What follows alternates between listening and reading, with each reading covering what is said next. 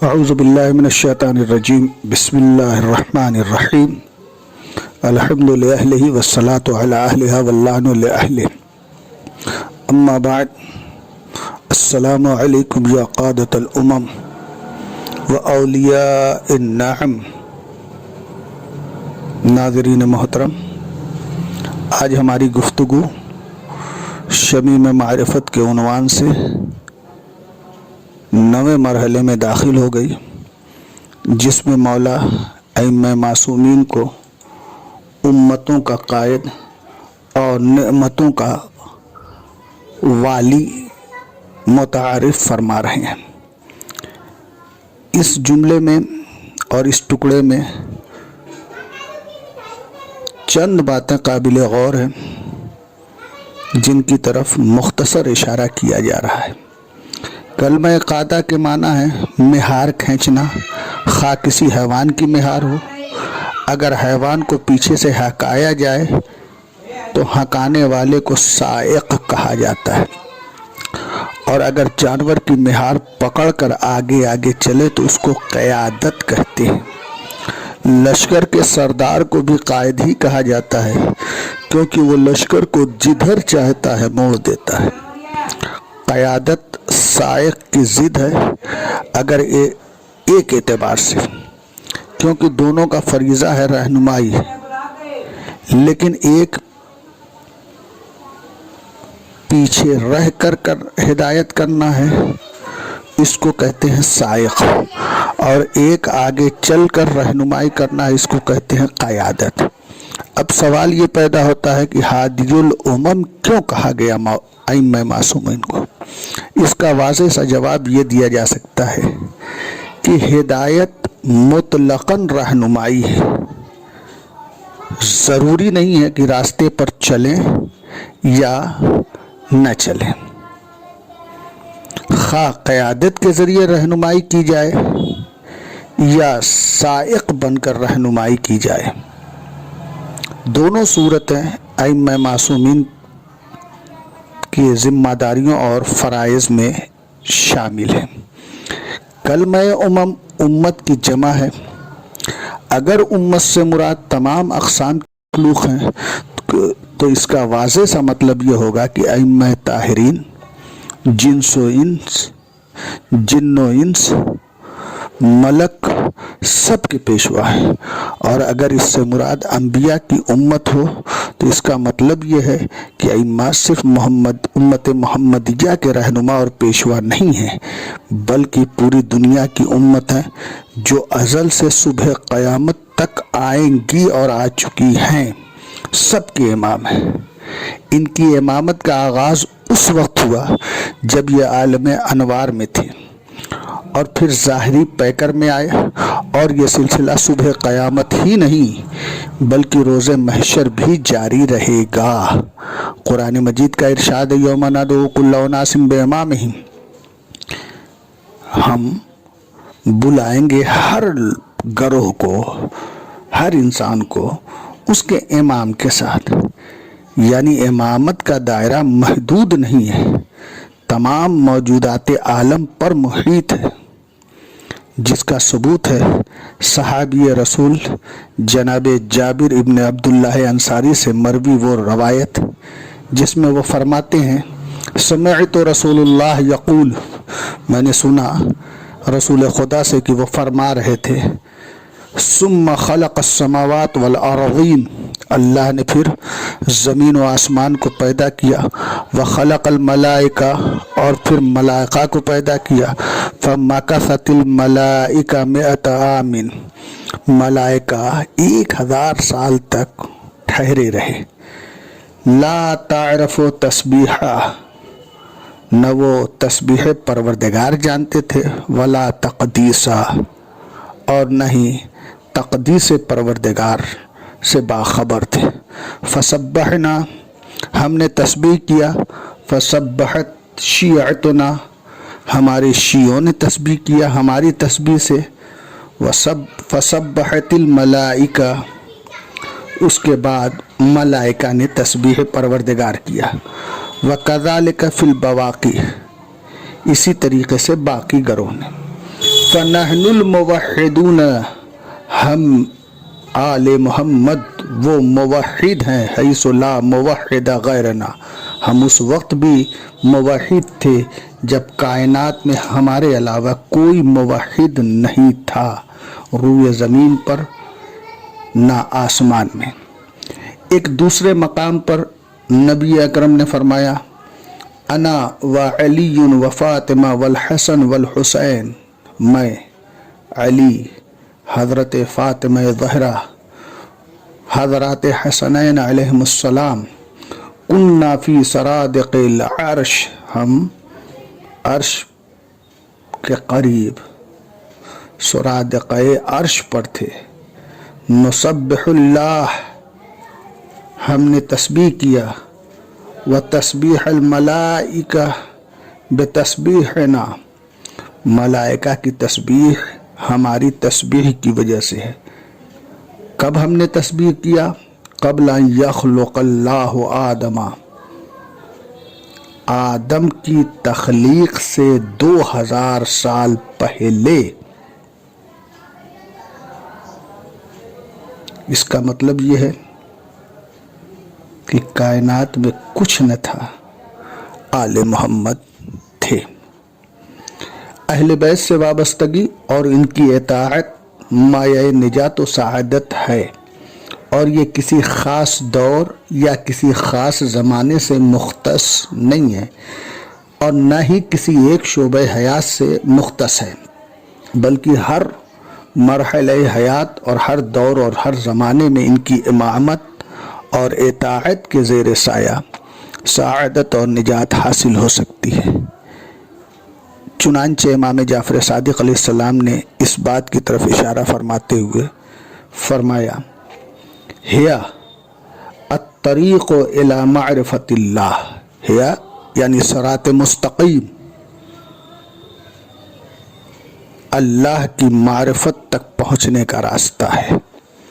وہما صراطان، اور یہ صراط مستقیم 2 راستے ہیں، صراط فی الدنیا، ایک دنیا میں ہے، وصراط فی الآخرہ، اور ایک آخرت میں ہے۔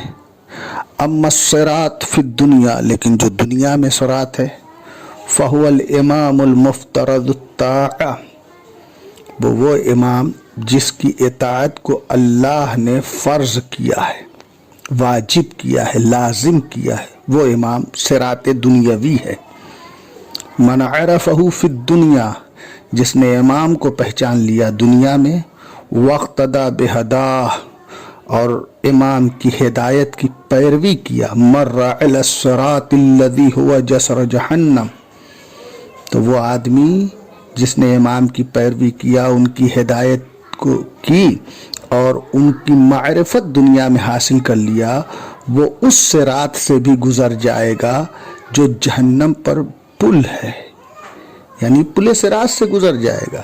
وَمَن لَّمْ يَعْرِفْهُ فِي الدُّنْيَا، اور جنہوں نے اس امام کو دنیا میں نہیں پہچانا، ذلت قدمہ فی الآخرہ، اس کے قدم اور پیر لڑکھڑا جائیں گے آخرت میں، اور وہ جہنم میں گر جائے گا۔ ائمہ ہدایت آل محمد صرف دنیا میں ہی نہیں، میدان محشر میں بھی ہماری رہنمائی اور شفاعت کریں گے۔ چنانچہ ایک حدیث میں امام جعفر صادق علیہ السلام نے بیان فرمایا اذا کان یوم القیامہ نادى منادی، جب روز قیامت ہوگا تو ندا دینے والا ندا دے گا، من بطنان العرش، عرش کے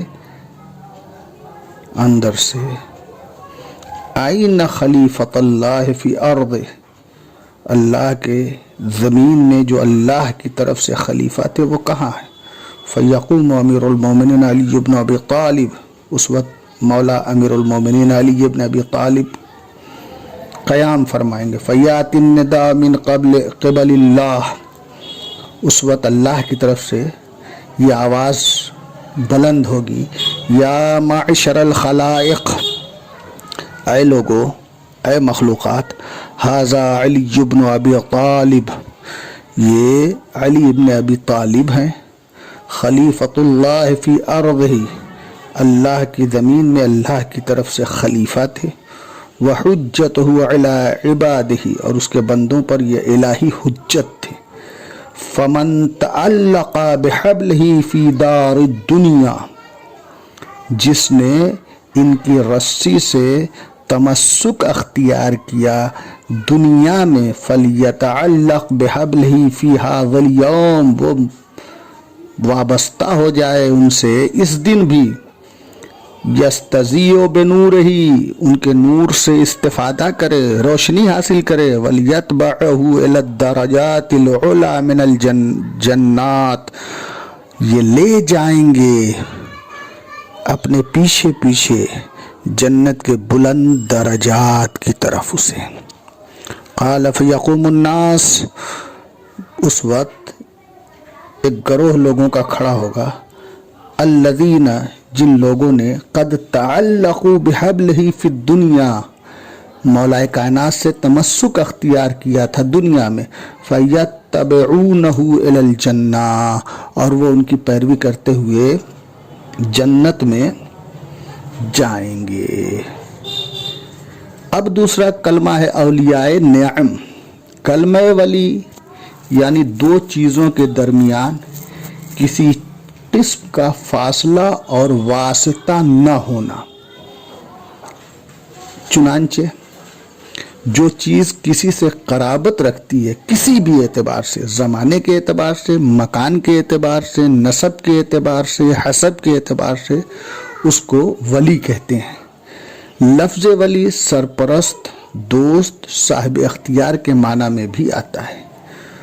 اولیاء خدا وہ افراد جو خدا سے مربوط ہوں، ان کے اور خدا کے درمیان میں کوئی پردہ اور کوئی چیز حائل نہ ہو۔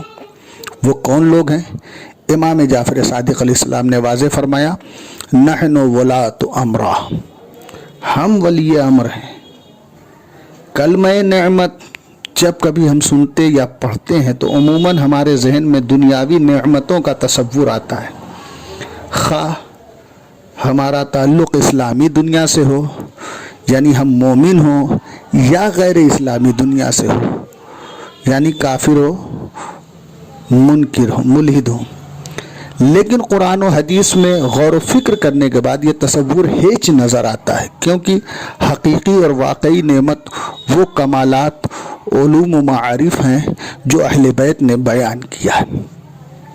ابو یوسف بزاز کا بیان ہے کہ امام جعفر صادق علیہ السلام سے جب وما ذکروا آلاء اللہ اس آیہ کریمہ کے حوالے سے سوال کیا گیا تو مولا نے فرمایا، اتدری ما آلاء اللہ، کیا تم جانتے ہو اللہ کی نعمتیں کیا ہے؟ قلت لا، صحابی نے کہا مولا میں نہیں جانتا ہوں۔ قال ہی اعظم نعم اللہ علی خلقہ، یہ مخلوقات پر اللہ کی سب سے بڑی نعمت ہے، وہی ولایتنا، اور وہ سب سے بڑی نعمت ہماری ولایت ہے۔ اور امام رضا علیہ السلام کی خدمت میں جب آیہ لتسألن یومئذ عن النعیم کے حوالے سے گفتگو ہوئی اور لوگوں نے مختلف اقوال نعیم کے حوالے سے بیان کیے تو آپ نے ناراضگی کا اظہار فرمایا اور پھر ارشاد فرمایا، لیکن النعیم حبنا اہل البیت، نعیم سے مراد ہم اہل بیت کی محبت، و موالاتنا، اور ہماری ولایت ہے۔ یسأل اللہ، اللہ سوال کرے گا، عبادہ عنہ، اپنے بندوں سے اس سلسلے میں، ولایت کے سلسلے میں، ہماری محبت کے حوالے سے۔ کب سوال کرے گا؟ بعد التوحید والنبوت، جب نبوت اور توحید کے بارے میں سوال کر لے گا۔ لأن العبد اذا وفى بذلك، اس لیے کہ اگر عبد اور بندہ، انسان اس کو پورا کر لے گا، اداہ الی نعیم الجنت الذی لا یزول، تو پروردگار عالم اس عہد کے وفا کرنے کی صورت میں بہشت کی لازوال نعمتوں سے سرفراز فرمائے گا۔ ناظرین محترم، متذکرہ احادیث سے یہ بات واضح ہو جاتی ہے کہ ولی نعمت ائمہ معصومین ہیں۔ اب سوال یہ پیدا ہوتا ہے کہ ان اولیاء نعمت کے سلسلے میں ہماری کیا ذمہ داریاں ہیں؟ صرف ان نعمتوں سے لطف اندوز ہونا ہے، یا صرف شکر نعمت کرنا ہے، یا دوسروں کو بھی اس نعمت سے بہرہ ہونے کا موقع فراہم کرنا ہے، یا ان کی معرفت بھی ضروری ہے؟ اس سلسلے میں صرف ایک بات اور ایک حدیث امام محمد باقر علیہ السلام کے حوالے سے، جس میں آپ نے فرمایا کہ اگر پوری رات بیدار رہے، پورا سرمایہ صدقہ کر دے، ہر سال حج پر جائے، لیکن اپنے ولی اور سرپرست کو نہ پہچانے تاکہ اس معرفت کے نتیجے میں اس کی رہنمائی سے مستفید ہو کر خدا تک پہنچ سکے، تو وہ مومن نہیں ہو سکتا۔ ہماری ذمہ داری، ہمارا فریضہ معرفت آل محمد ہے، تاکہ اس نور معرفت سے راہ عمل روشن و منور ہو سکے۔ خدایا تجھے اولیاء نعمت کی قسم، معرفت اولیاء کے نور سے ہمارے وجود کو منور فرما، تاکہ راہ عمل واضح ہو جائے اور شکوک و شبہات کے بادل چھٹ جائیں۔ وآخر الدعوانا ان الحمد للہ رب العالمین۔